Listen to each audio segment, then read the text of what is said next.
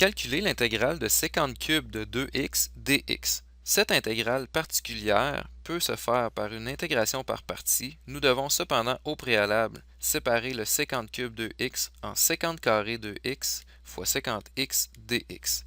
Nous pouvons ici faire une intégration par partie en posant u qui sera sécante de x et le dv sera égal à sécante carré de x dx. On peut ensuite calculer du qui sera 2 fois sécante de x tangente de x dx et le v ici va nous donner tangente 2x sur 2. On peut ensuite appliquer la formule d'intégration par partie à notre problème. On obtient donc u fois v, c'est-à-dire sécante 2x tangente 2x sur 2 moins une nouvelle intégrale qui sera v du, c'est-à-dire tangente 2x sur 2 multiplié par 2 sécante 2x tangente 2x dx. Ici, nous pouvons simplifier les deux et regrouper les tangentes 2x. On obtient donc sécante 2x tangente 2x sur 2 moins une nouvelle intégrale qui sera tangente carré de x fois sécante 2x dx. Le tangente carré de x que nous avons ici dans notre intégrale, nous pouvons le remplacer par sécante carré de x moins 1 à l'aide de l'identité trigonométrique. On obtient donc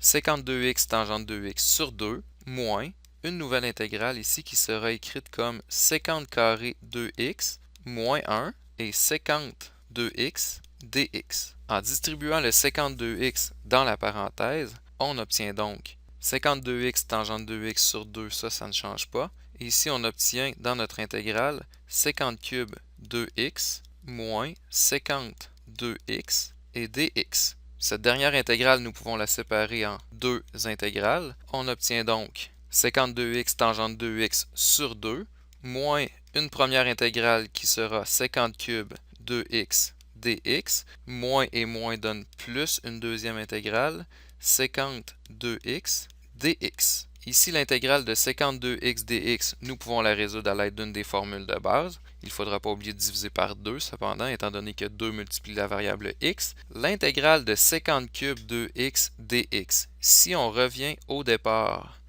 c'est l'intégrale que nous avions à faire au départ ici. Donc, en posant i est égal à cette intégrale, nous pourrons par la suite essayer d'isoler i dans notre égalité. Donc ici, si je réécris mon intégrale de départ, ça sera égal à sécante 2x tangente 2x sur 2, moins l'intégrale de sécante cube de 2x dx, qui est l'intégrale i que j'avais au départ, plus l'intégrale de sécante 2x dx nous donnera ln sécante 2x plus tangente 2x. Il ne faut pas oublier ici de diviser par 2, étant donné que 2 multiplie la variable x dans l'intégrale de sécante 2x. Ensuite, il suffit de prendre le moins i à droite de l'égalité et de l'envoyer à gauche de l'égalité. On obtient donc i plus i, qui sera égal à sécante 2x tangente 2x sur 2 plus ln de sécante 2x plus tangente 2x sur 2.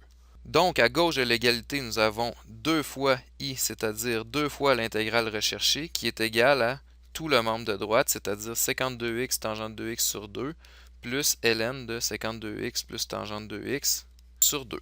Pour obtenir notre réponse finale, il suffit de diviser par 2 des deux côtés de l'égalité pour isoler i, qui correspond à l'intégrale de sécante 2x dx, qui était l'intégrale recherchée au départ.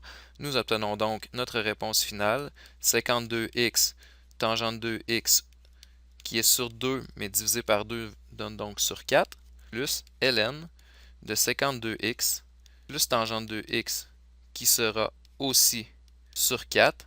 À cette étape-ci, nous écrivons notre constante d'intégration.